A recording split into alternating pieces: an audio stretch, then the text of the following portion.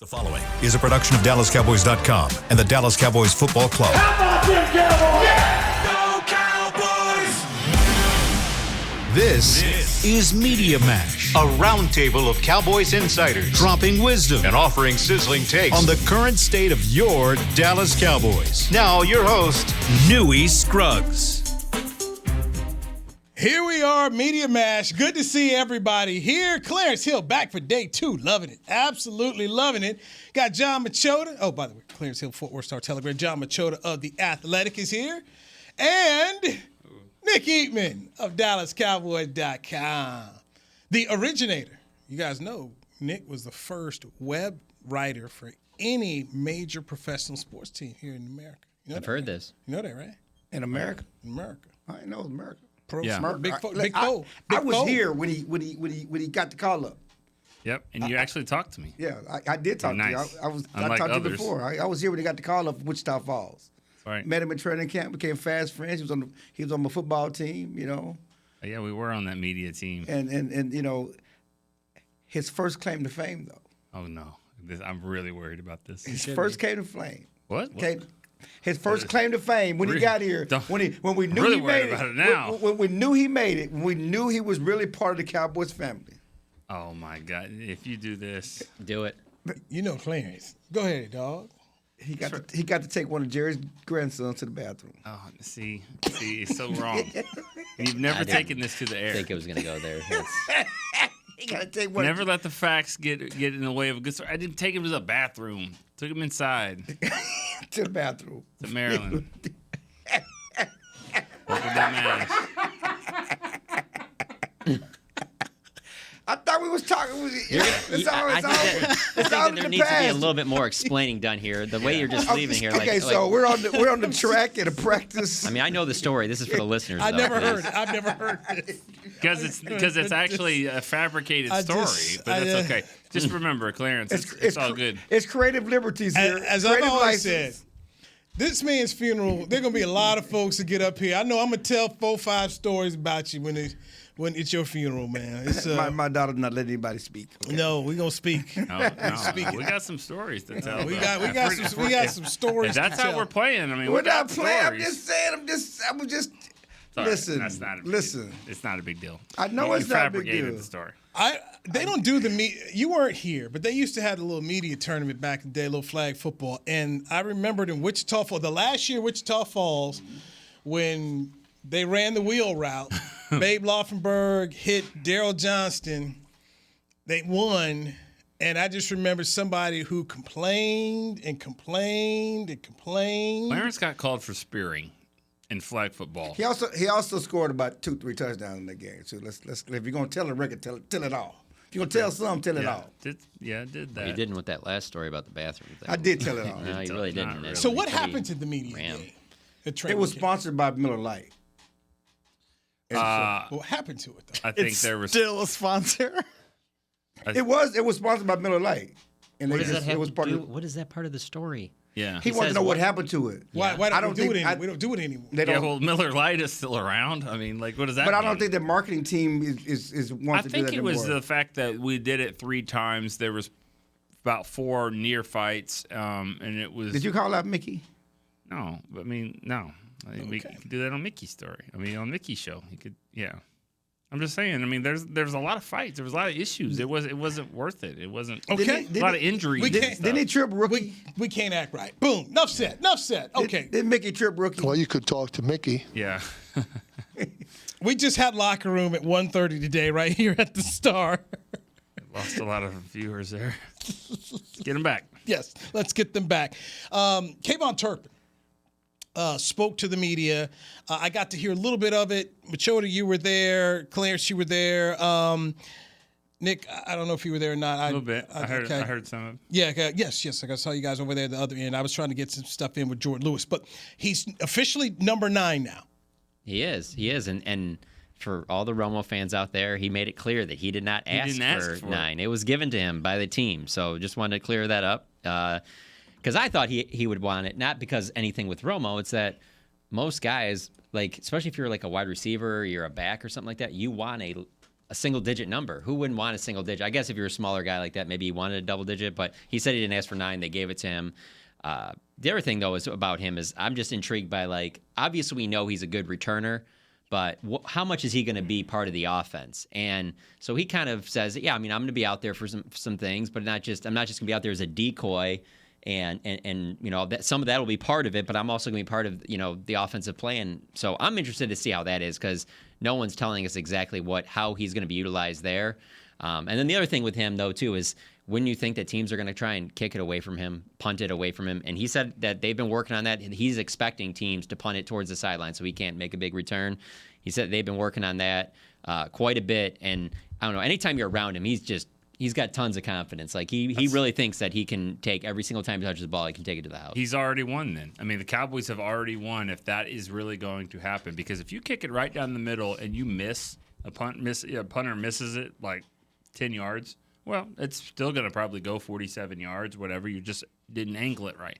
If you try to kick it out of bounds and you miss 10 yards out of bounds, it could be a 22-yard punt, and the Cowboys are starting at midfield. I mean, just the threat of trying to get it out of his hands could lead to good field position, even if he does get it and gets a good return. So I think they've already won there. Stay with something that you guys talked about on the break when Brian Bross talked about Tampa's got a new punter. You know, they got a rookie punter out here, so this is going to be his first game under the bright lights here. And bored. Yeah, and just the whole, just that. Okay, now I got one more thing to think about here. Don't kick it to number 9. Don't give it to number 9 here. So, but you know, Hester had a Hall of Fame career, right? I mean, he was a badass from day one. You can't just always kick it away. I mean, like, you have to. Good returners still find a way. They still find a way to give them the ball. I don't think you can do it completely. No, and we talked to Fossil the other day, and on kickoffs, they're not automatically going to say if he goes in the end zone, he's going to do a touchback, because you have a dynamic returner. He said there's going to be times where he's going to take it out deep. Because they believe in him. It obviously depends on game situations, how deep it is. But there's a chance it could be 2 or 3 yards deep, and he brings it out. He also said, it is tough trying to kick the ball out of bounds. Brian Anger got literally cussed out in the preseason finale, because the Cowboys wanted him to kick every ball out of bounds, or kick it on the sideline, because their guys were tired. It was the last preseason game. They wanted to rest their special teams guys. And he didn't. Because it's not easy. It's easier said than done. It's easier to say, hey, I'm going to angle and kick it out of bounds. Well, first 2 times, he was trying to do that, and he kicked it down the middle. And he comes to the sideline and gets cussed out. He said, we were talking to Fossil. He said that Anger said that I've never had so much pressure in my life getting cussed out over a preseason game over not kicking the ball out of bounds. So, yes, everybody can have a plan to, yes, we're going to kick it away from kick out of bounds. That doesn't mean it's going to go that way. So he's going to have opportunities. Being used in the offense, my first thought comes into, please let it not be the Tavon Austin usage. When Tay would come out there, everybody knew what was going to happen. Yeah. Can Kellen Moore get creative with this so he's actually not running the same play and everybody knows, oh, there he is. Yeah.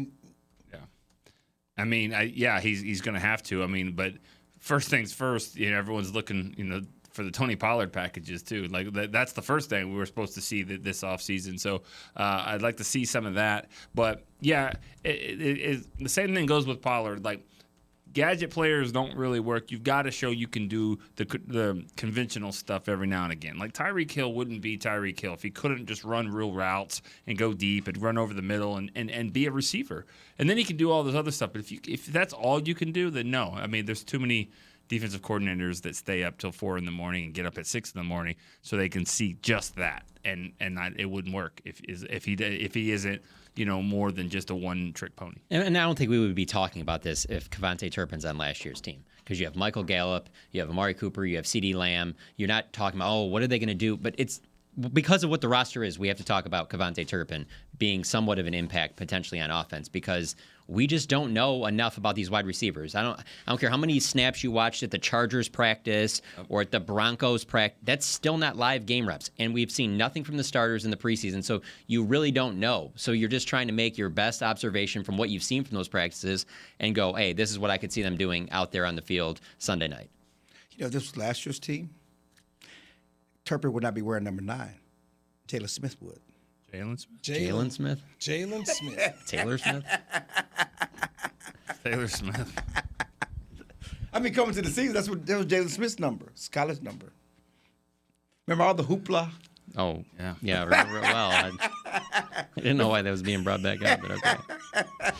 You brought up last year's team. So is it a good look? You brought up number? about the dynamics of last year's team. I was talking about last year's offense, but okay.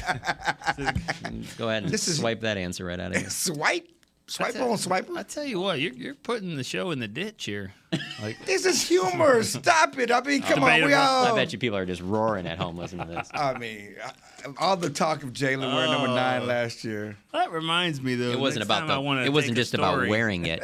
It was about paying to This wear reminds it. me, next time I want to go that route and tell a story on you, I can maybe do that. So I'm sorry. I was thinking I'm about sorry. you driving in Oxnard. I'm sorry, Nick. Oh, All right, I was talking to Jordan Lewis. yeah, let's go in with the locker room. that.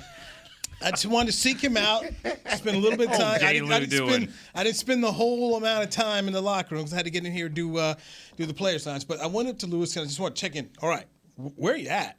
You know, how are you feeling? So Jordan Lewis here, guy we're thinking is going to play in the slot, and he says he feels good. Did the most he's done, and he thinks he can play. And I said, so how does that work? You tell them you're good to go. Is Britt Brown do it? How does it go? And he's like, it's a little collaboration, but he says he's ready to go. And then he said, hey, look, if I'm not there, we got Deron Bland. I said, okay, so he's talking about Bland. Bland's another person that you guys were talking about on the break. And I just said to myself, I've not heard anyone talk about Kelvin Joseph. And I watched Kelvin Joseph walk by before Zeke came out here. One, do you see Jordan Lewis playing? And two, where are we at on Kelvin Joseph on this football team? Where does he stand in your mind? Well, I definitely think Jordan Lewis is going to play. He's said that ever since he sustained the hamstring injury. But to your point, I could see him maybe having less snaps than he would normally have. And I guess my answer kind of ties in with the Joseph thing. I bet we would be talking about Joseph more if Deron Bland didn't have the training camp that he did. I mean, I don't know. I wasn't expecting a ton from him. And every time you saw him out there, he was just really solid, would make plays. I'm not saying he had any. You're not going to confuse him with Trayvon Diggs, but for a rookie, you're just like, damn, you can count on this guy week 1 if you need him. And I certainly when you talk to people within the organization, they feel the same exact way. Like he just went from I went into camp thinking this is probably your number 6 corner, and leaving camp, I don't know how you would have him anything other than your number 4 corner. So if it wasn't for him, I think Kelvin Joseph's your number 4 corner. And probably should be. He's a second-round pick from a year ago. Everybody talks about that year 1 to year 2 leap. This should be when he's making that leap. But again, from what I've seen from the preseason and training camp, I don't think it's close. I think clearly Deron Bland has played better. Right, and I think where Joseph plays on Sunday is on special teams. If he does play, and he's cleared coming back from the concussion, I think that's one thing that that coaches will say, I've heard a lot, is that he was surprisingly good on special teams as a rookie. I think surprisingly because he just didn't do it a lot in college. Didn't finish the seasons a lot in college either, but I mean, he didn't play it. He was the top corner. He didn't play a lot of special teams. He actually did. He was willing, and he did it a pretty good job. So I think when it comes down to backup receiver, backup corner, backup anything, I think that's where Bones Fossil comes in play, and I think he's going to play on special teams. Well, I mean, Joseph. yeah, I mean, you look at it because C.J. Goodwin's out there, and how many cornerbacks you have active. Obviously it depends on how many receivers you have active, and so that may play a role in those numbers. But if you look at where they are, is he a better special teams player than Wright? Yeah. And because if Jordan Lewis is active, he practiced today, and he was limited, but he's getting back to the close to that because Deron Bland's going to be active. I see him being active. Yeah, right? he has to be.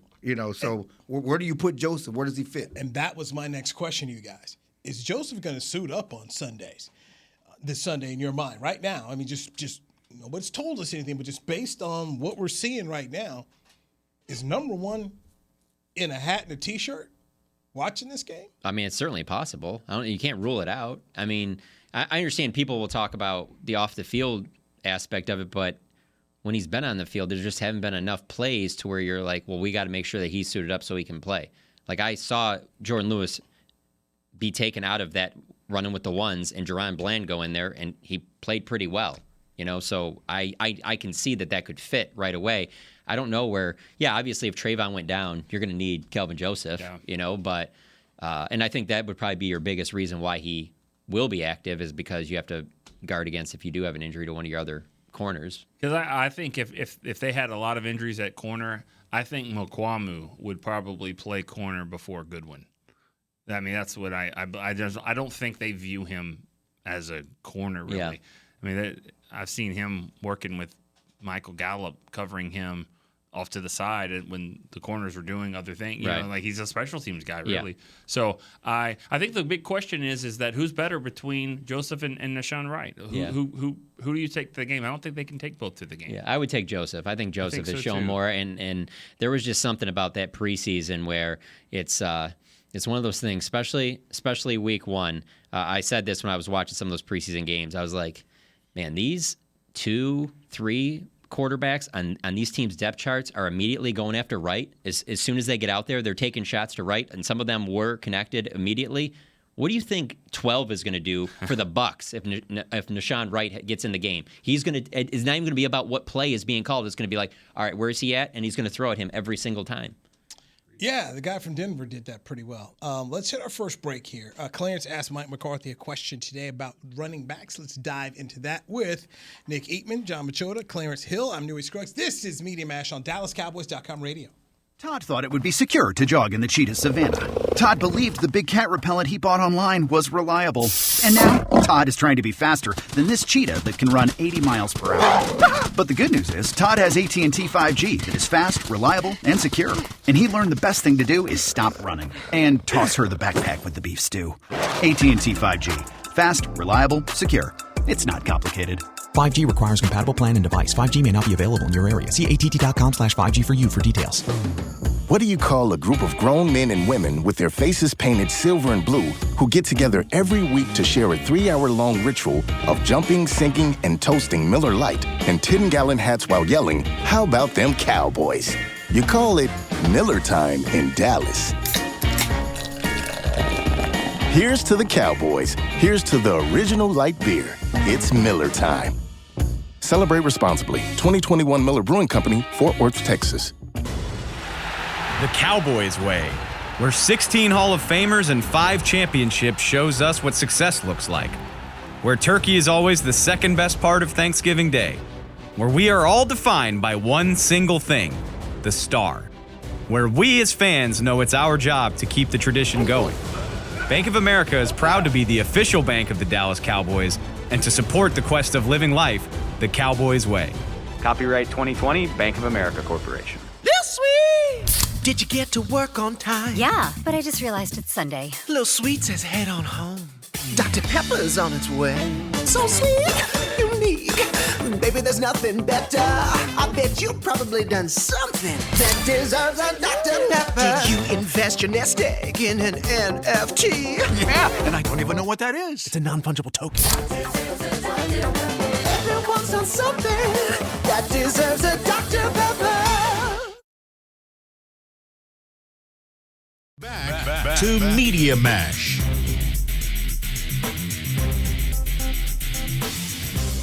Media Mash here at the Star, where the Cowboys are preparing for the Tampa Bay Buccaneers on NBC's Sunday Night Football. Jon Machota from The Athletic, Nick Eatman, DallasCowboys.com, Clarence Hill, Fort Worth Star Telegram, Mike McCarthy, 0-2 as the Cowboys head coach on season openers, so we'll see if he can get his first one there.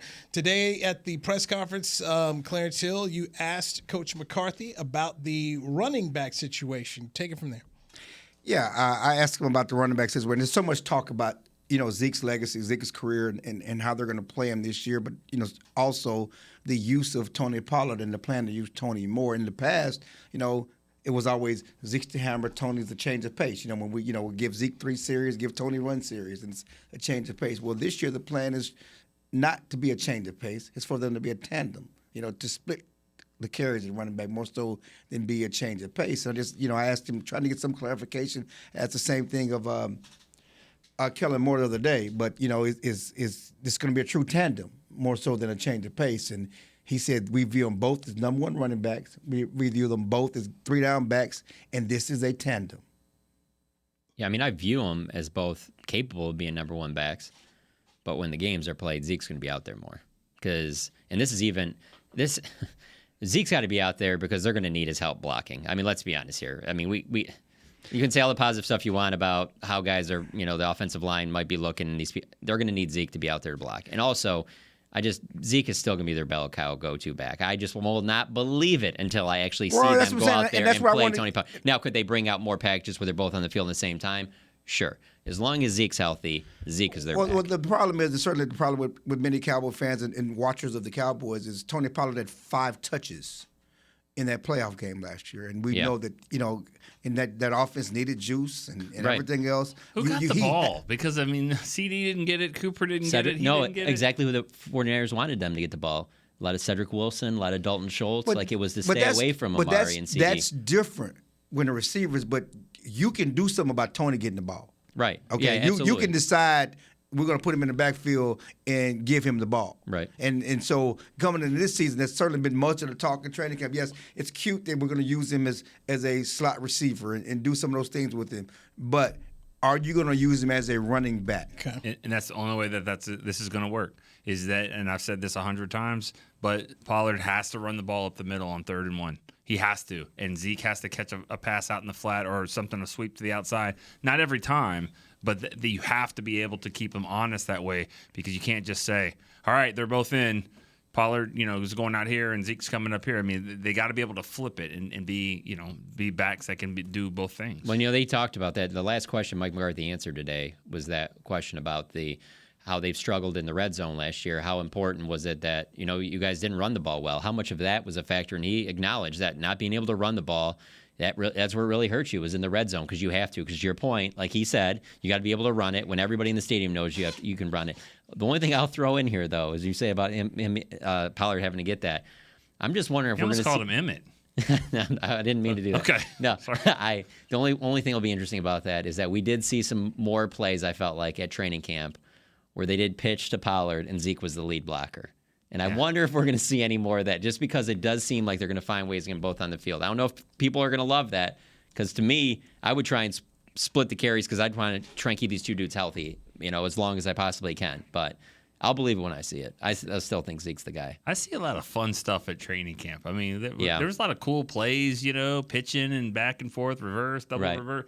I like all that. It's fun. I mean, I hope are we going to see it in the game? I don't know. No. It's not just that. Because we have seen some of that stuff in games, but it's seeing it in the games when it really counts, like against the really tough teams you play against. Like, we didn't see it very much against the 49ers in the playoff game, but there were times against the Eagles and things like that when this was running up to be the number 1 offense in the league where you'd see them be a lot more creative. But when they played the better teams, it just always seemed like the creativity kind of tightened in. And I guess, I don't want to piggyback on that, but it's a philosophy change, I guess.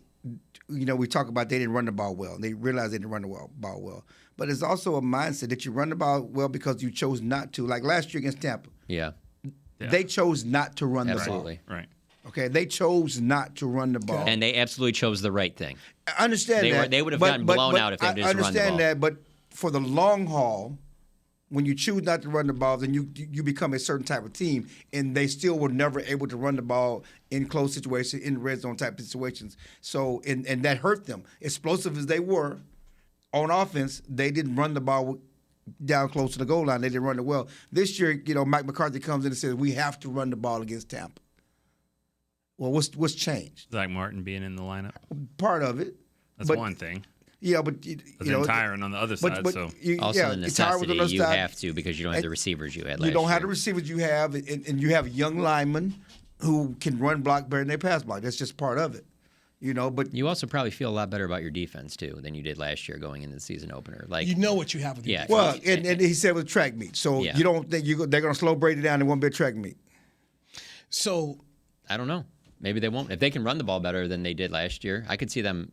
I mean, then that keeps Brady off the field, and then you trust your defense against him a lot more than you did last year going in the season opener. I want to bring up one tandem that I did think worked last year as far as running back committee and see what you guys think about possibly the Cowboys having the same thing. Aaron Jones and Dillon up there with the Packers. Dillon, 803 yards last year on 187 carries. Aaron Jones, 171 carries for 799 yards. And, of course, Jones is the pass-catching running back out there. Obviously, Green Bay threw it a lot more than they ran it, but that's what they did with the running backs in terms of how they utilize it. Do you think that is a comparison of what you'd like to see? I'll say no. Okay. And the reason why, I think that's a great point, but I just don't ever compare this quarterback to that quarterback. And I just think that quarterback is completely different. That is the best thing that they do by far, is throw the ball with Aaron Rodgers. So the running, who's there at the back and all that stuff, he doesn't even care who his receivers are. I mean, I don't know if he cares who the running backs are. I think you're right with by saying that. I like the comparison a couple years ago with Kamara and Ingram and all that, even though that quarterback was pretty good too. I just think the Cowboys still believe the best thing they do is run the ball. I think that they think that way. That's the way they want to play. So I don't know if I love the comparison of a Packer team that Aaron Rodgers is going to go out there and hand the ball to the groundskeeper if that's who's behind him and throw it to whoever. That's just the difference. Is I don't like comparing. Well, Aaron Rodgers does it, but he's. Totally I don't know if it's going to happen, but I was just going to add real quick. I think it's possible if you tell me both guys are healthy all season, because everyone talks about Zeke having the knee injury and not being right after week 4. Tony Pollard had the plantar fasciitis, and he wasn't right towards the back end of the season either. If you tell me both those guys are healthy, I think that if the offense is clicking, they could put up numbers like that. But what are the odds that they're both going to be healthy? Well, I mean, you said the Cowboys be the best thing they do is run the ball. I think they think that way. Is their best offensive player not still Dak Prescott? Skill player? Yeah, skill player. I mean, I know Zach Martin's their best offensive player. Yeah. I mean, yes. But don't you think the offensive line that they have and well, the that's moves the problem. they made make you feel like they think, to Nick's point, that they are run first, as much as the fans might not want them to be? But every time Jerry Jones talks, it's all he talks about is run first. I feel like they're built that way. He said they think is all. I'm just only saying. Tell me, and I hate to always be negative Nancy. But tell me, no, you don't. Tell me, you love it. Tell me who on the offensive line, other than Zach Martin, is a dominant run blocker. Oh no, I agree with you. I'm just saying. Not a dominant run blocker. I'm saying that they do that probably better than they pass block. Right, but that's like. Well, go ahead. It's like what? I'm not even Go ahead. No, go ahead. It was in the training camp press conference. Go ahead. What were you gonna say? Don't Jerry Jones me, sir. So you definitely have hung out with him enough, like you were one step ahead of him. You knew exactly what he was saying. I mean, don't do that to me. Don't do that to me. Don't get me in trouble. I didn't really. The little people of America is not going to call me. Okay. Oh, jeez. But anyway, I'm just saying though that yes, they may run block, but is your center a dominant run blocker? No. Is he a special run blocker? No, he's not. Connor McGovern, he couldn't beat out Connor Williams last year. You know, to say that they run it best and No, I didn't say they. No, but it could be bad on the pass side. That's all I'm saying. It could be. To me, one of the biggest problems of this team has been the arrogance of thinking we are big boy football. We're going to line up in 2 tight ends, and these tight ends are glorified receivers anyways. And so we're going to just go in the 12 personnel, and we're going to jumbo this thing up, and we're going to be big on big. And guess what? We're not bigger than you, and we don't run you over. And then therefore it's 3rd and 1, and now we're kicking a field goal on 4th down because we didn't make it. When my point about Aaron Rodgers is that on 3rd and 1, he probably is going to spread him out and find a receiver and make a play. And so I think the Cowboys still feel like they are this Frederick Martin Tyron type of run team, and they're really not. They're not. Right. So the coaches have said it for years. Know your team. Figure out who your team is and coach accordingly. Okay, so here's the question: are they lying to themselves? I think they have in the past. They're 0-0 right now, so we don't know if all that trickery, fun, stuff, the hitch and pitch, cool stuff. If they play that way and Turpin's going to get in there, then I think that they're saying this is how we have to win. But I don't think they can just line up and say we have McGovern and Biotis, we're running you over, because I don't think that's going to work. No, it won't work. I'm just looking at more of the standpoint of that's not going to work. I just think that will be less bad than what it potentially could be if you're just dropping back and you think you're going to throw 40 times, because I just think that there's some pass rushers over there that your offensive linemen aren't really matching up with great in week 1. Maybe later in the season when some people get some seasoning and they work together a little bit. But you flip it over there, they're not exactly running out here. They're with the offensive line that they should be confident and they're weak in the spot that you want to be weak in. That if you're the opponent, you want them to be weak in, and that's up the middle against Tom Brady. Because if you can get Tom Brady off his spot, Like if Tom Brady can pick, I remember Romo was like this a little bit, where it was like he was saying after they drafted Frederick and Martin, it was like he'd rather you had a little bit better protection on the inside, so he's not immediately, as soon as the ball snapped, there's somebody in his face. Brady's the same way. And so this could be a huge game for the Cowboys defensive tackles, to your point, because of their offensive line injuries. I want to take it here, and I hate to really compare it this way, but I just wonder if we went to the public library and the old microfiche or whatever and pulled the 85 Chicago Tribune out, like notebook at camp, and says, us O-line is struggling at camp. They can't block anyone. They can't do anything. I'm not calling them the 85 Bears. I'm just saying I think this defense could be very special. I wonder if the 2000 Ravens, did they kind of I don't know, our offensive line can't block these guys. Like, could it be like what we're seeing on the other side? Like, this could be something kind of special? No. You don't think? No. They can't be special. What I'm saying is, I think the defense can be special, but what I'm saying is, I don't think it's based on what we've seen in camp from the Cowboys offensive line, because those guys weren't special. Right.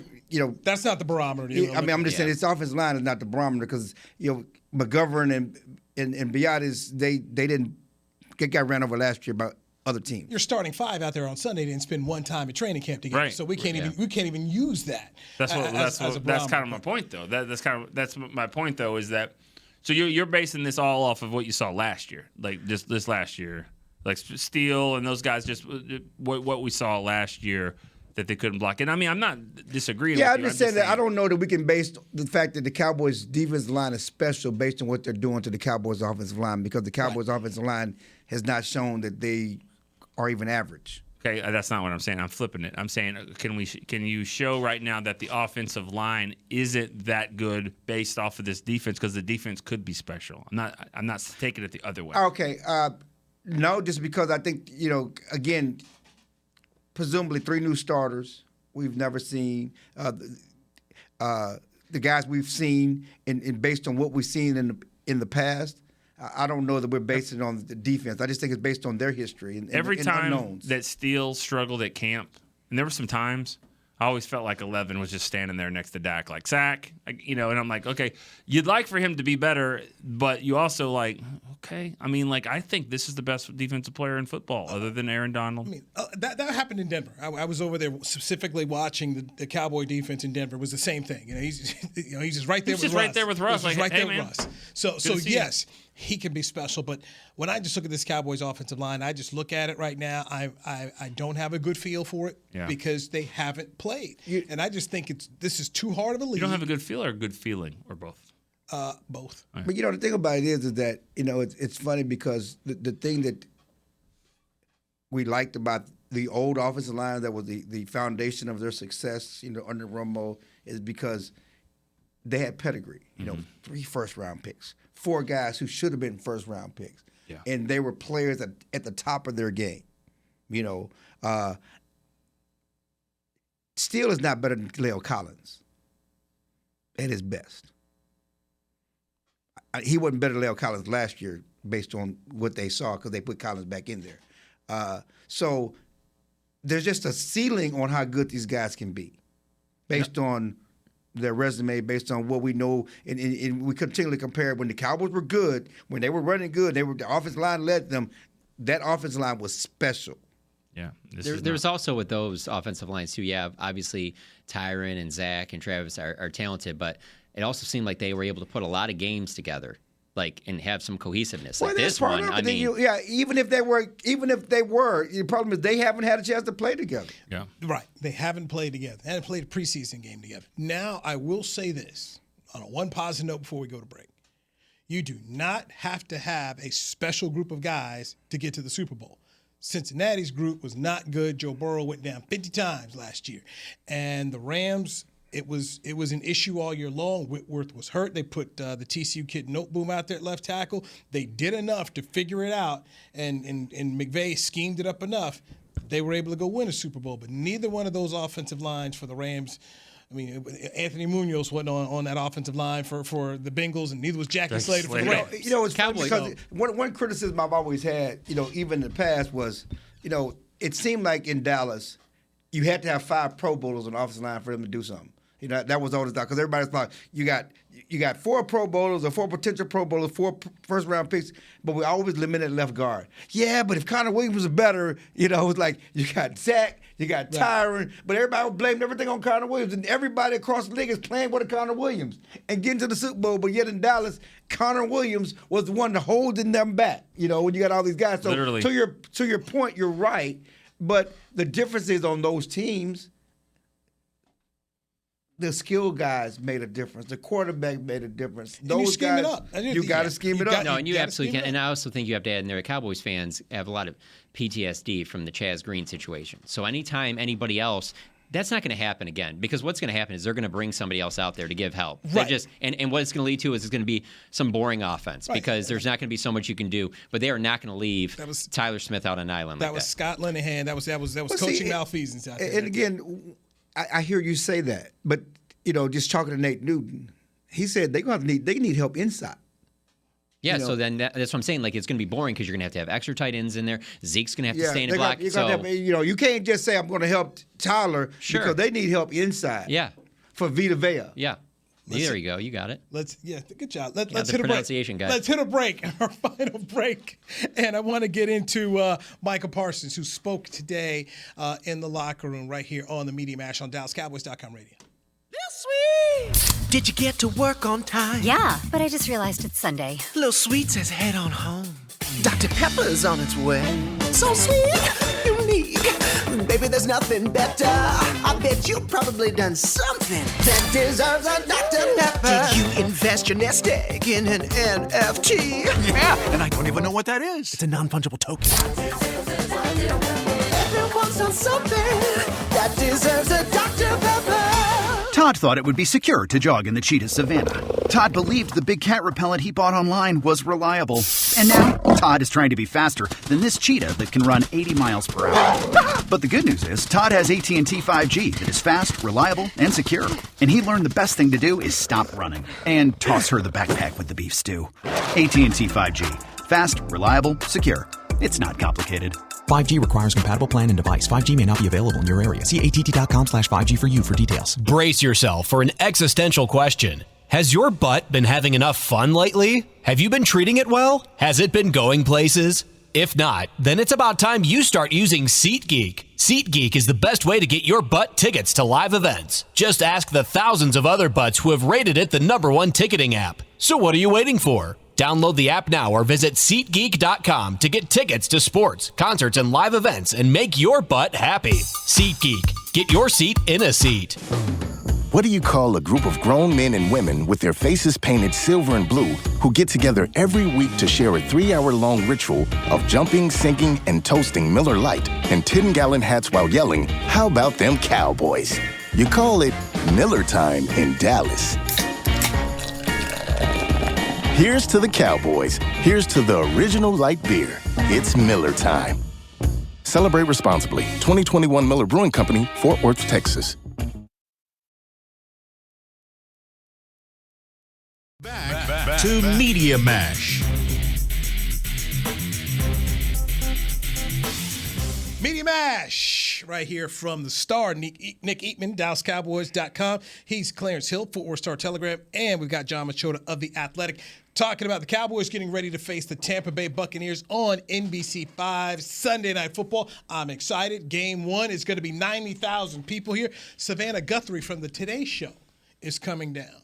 So, I mean, this is, NBC's putting a whole lot behind this one here. So, it's the first one, man. And I was talking to Chris Collinsworth last week. I was like, you're back here doing this game one more time. He said, hey, it was that good last year. We wanted it again. So here it is, Tom Brady and company one more time.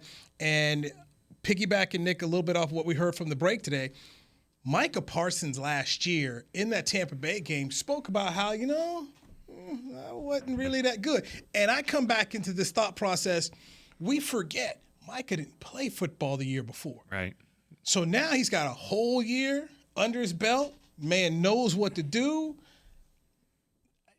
Number 12, going to have to look out for number 11 in this game. And I think that's also Micah being Micah. He was pretty good that opener. Honestly, though, everybody's got to stand. He wasn't bad. I mean, he wasn't Mike at the end because they didn't unleash him like that. Right. But he went sideline to sideline. He was pretty good. He flashed a lot in that open. He was pretty good, and you're right. He went sideline to sideline. It was the week 2 against the Chargers when they realized going north is what really works, and I think that's something that Brady wasn't. Right, I'm smelling Micah Parsons like he probably I guess will. I'm addressing. I agree that he's going to have a more impact because they're using him different. I'm disagreeing. I'm talking about Mike acting like he had a bad game. Yeah, well, he feels that way. But that's his standard. Right, and he feels that way because there was that second half. I think it was in the fourth quarter when Tom went and threw in the flat. And Micah was on Leonard Fournette, and Micah should have picked that thing and would have taken it back to the house, and that would have been the game winner. And he knows that he should have made that play, and that bothers him, and that's a play that he will make now. That, and then also there was like a lot of smack talk going on between him and Leonard Fournette. I remember him saying that after the game, that was like kind of surprised him how much Leonard Fournette was talking and that. So yeah, by his standards, he doesn't think. No, that he I agree. Like I'm just saying that. I still watch Mike, and I was impressed with what he did as a rookie in his first game last year. The man's got a higher standard here. So he spoke in the locker room today. I got to miss it. So what was said from number 11? Hey, real quick though, let me just add this in here. All right. So you mentioned that thing about NBC sending everything out here. So I just have to mention this, okay? Mm-hmm. Last year's season opener, all right? It's a Thursday night, by the way. It was last year Thursday night, okay. This year Sunday night. So okay, honestly, it could be in the middle of the day on a Friday. It's a Dallas Cowboys. That was the 6th most watched regular season game last year, 15th most watched TV program in all of TV programming last year. Like, who wouldn't want to have Cowboys, Bucks, Tom Brady? Like, it's a marquee. Anytime the Cowboys are involved, it's going to be a huge game. Well, the networks fight year in, year out because they make the request to the league about who we want. So they're all trying to get those Cowboy games. And NBC definitely has the juice because Sunday Night Football is the number 1 television show in America. So nothing beats it. Not American Idol, nothing. Right. So they get the special juice. And I don't know, Nick, off the top of my head, but I'd probably say the Cowboys for probably the last 6 years have been on NBC the first or second week. I mean, there's always an NBC September game. They always have. And I feel like a lot of those are even like Cowboys Giants, which to me is nothing compared to. And I shouldn't say that because isn't it Cowboys Giants this year on Thanksgiving? I think it is, and that'll be one of the top 5 most watched TV. But this was back when the Giants had Eli and they were winning. And it was still so. So I mean, remember it was we went up there to the Meadowlands that one year Wednesday when the Giants had won the Super Bowl, and it was like a Wednesday. It was a Wednesday night, yeah. Yeah. So I mean, they do, every year you get 3, the max 3, and every year the Cowboys have 3 of them on there. And a flex later on. Right, like they did the Tampa game, they got the flex. So if the Cowboys are good, so if it's December and the Cowboys are good, and they're looking at who are they playing? Can we figure out a way? And it was almost like a back-to-back. Was it the Jameis one? It was a back-to-back. The last time Tampa was here, I want to say was so they're going to find a way. One year, I think it was the year that it was the Tony Seattle game. The Cowboys won 5 times on NBC that year. Yeah. So to answer your question about Micah, I'll say the best thing about Micah is that, I go off of listening to like what Tom Brady says going into this Cowboys game. And it's it's exactly what Bill Belichick would say. Very boring. I'll be complimentary of you, but it's going to be very boring complimentary stuff. Like Dak Prescott, he's been a good player for several years. I like watching him, but there's like nothing else to it. It's just then he goes down the line and it's like next person. CeeDee Lamb, is a good receiver and he can do a lot of things. Defense, they have Micah Parsons. He's a good player. Not really whatever, So you get Micah Parsons and he's obviously a great quote. He's not going to go out there and throw out any type of bulletin board material and say like, you know what, I think Tom Brady's old and he's overrated. So he's going to be complimentary of him, but he says things like this. I've seen the Hulk get beat up. I've seen Thor get beat up. I've seen Captain America get beat up. But they always get back up and find a way to get to their destination. Tom Brady gets beat up and he gets back up too. He gets beat up and he gets back up too. So he's comparing him to a superhero. Like you didn't need to say all that. But like Micah Parsons always like just finds like some type of interesting way to basically sit there and say like, I'm not going to give you guys stuff about how we know that the inside of their offensive line is weak, and I'm going to be over there way more than you guys. Just wait till you see something. What do you benefit from giving out your game plan like that. But when I see him stand, I'm like, I bet you Micah's going to be lining up over the nose a lot more than he normally is because of how weak they are there. Why would you say that, though? And I think he does a great job of still keeping it interesting, though. Well, if you want to use Micah quotes, I mean, let's just look at him on Tom Brady. We got to get him out of this league. He's been dominating this league for too long. He keeps coming back. You know, he has that fire the inside ice cream him. tune going off again over there, Clarence, on your phone? He calls him he said he wants to step in your throat and you're like a roach. Yeah. You know, he just had some great stuff. Did he compare him to Kobe and Michael Jordan and Mike Tyson and you know, he's always a great interview. Yeah. Best interview on the team? Yeah, it's got to be. For the relevant players that they're going to put out there like that in the press conference. Yes, I mean, because Dak says nothing. Dak doesn't say anything purposely. But what quarterback can? I want to You're in a understand tough that, but he says nothing. Yeah, I mean, he's the best quote for the guys that you're going to talk to all the time. Hey, you guys have been around this team a lot longer than me. For me personally, I think Tyler Smith's like the best quote of any offensive lineman I've talked to ever. And I wonder if that's going to change. Not ever. I wonder if that's going to change. Like I wonder because offensive linemen are generally not supposed to say very much. Okay, yeah. Big Nate. Nate, Yeah. I'll tell you who else was a great. I mean, obviously he is now. I didn't cover him though when he was playing. Yeah, no, was he? I forgot That's what I'm Nate. saying. Was he like as good as he is now while he was playing? Nate was good. I remember one time, man. First off, Nate used to call folks out in the media. I mean, he called me fat one time. He's like, "Oh, look at you, boy, you getting big." He told me I was getting fat. Yeah.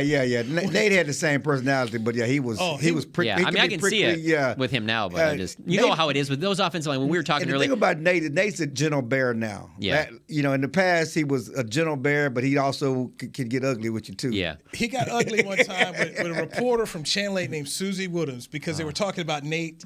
And money, just like, hey, they can't pay everybody with salary cap. And so Susie Woodham said that, she kind of went through numbers and said, well, Nate can take less. And so he started calling her salary cap Susie. Oh, look, here's salary cap Susie. Nate was good. Kevin Gogan was because he didn't care. Yeah. Kevin Gogan was a great quote before he went out to the Raiders. One of the funniest guys that has ever been with the Cowboys is Andre Gerard. Like, if you really get him talking, like, Andre says some of the funniest things I've ever heard. And now, they all get caught up, and there's always that one guy that's like, we don't talk, we're offensive linemen, and then they all get caught up in that. He shut it down because Andre was good, and then your boy Colombo shut it all down. Yeah, and that's why I'm hoping that doesn't happen with Tyler because he's not saying anything that's going to put you in a bad spot. He just gives really good, thoughtful answers. That's all I mean. That's the thing about Tyler is he does give thoughtful answers. And, I think I've said it before. I don't know that I've seen a first-round pick who has come in here just from a media standpoint is as impressive as Tyler Smith, especially somebody who came from a small school, who certainly didn't get a lot of interviews at Tulsa in North Crowley. Where do you think that comes from? Do you think because I was he's always a smart guy. He's obviously a smart guy, but I always wonder too with guys that because I'm not originally from here, like is the whole Dallas Cowboys star thing not as big of a deal, like to overcome or be a part of because you've grew up around it? No, I just think it's him. It's his nature because, look at Zeke. And Zeke is a rookie. Zeke was not near the interview and is thoughtful with his answers for sure. As a guy. And I'm sure he was interviewed 100 more times than Tyler Smith over the course of his career.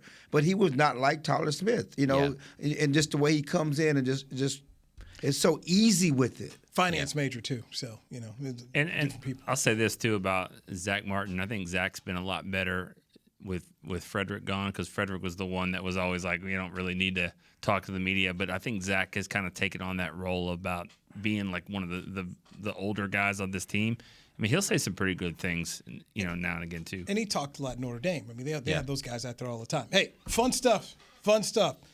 Jon Machota, appreciate you coming in here. Nick Eatman, thank you for getting in here. And Dog Team, Clarence Hill. Oh, boy. Yeah, where you watching that beating at on Saturday? Austin. You going? Oh, you going? Yeah, I'm going. Will it be better than the Florida State LSU game that John went to? Will they get beat like they did I hope in the it's national that close. championship? I pray it's that close. I pray it comes down to the last play of the game. Will Quinn get the Colt McCoy treatment from Nick Saban? So, anyway, we'll talk about that next time on Media Mash right here on DallasCowboys.com radio. This has been a production of DallasCowboys.com and the Dallas Cowboys Football Club. How about this, Cowboys?